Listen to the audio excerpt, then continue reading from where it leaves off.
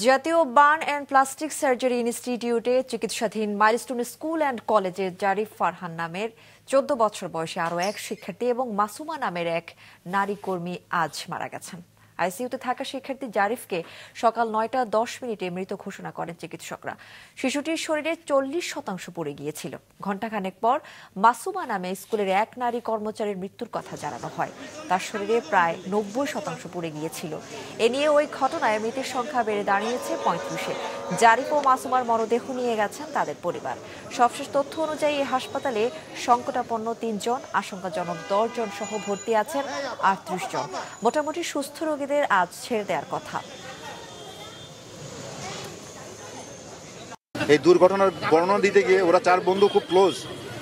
হ্যাঁ, এই যে মাহতাব, আয়ান, জারিফ আর আয়মান।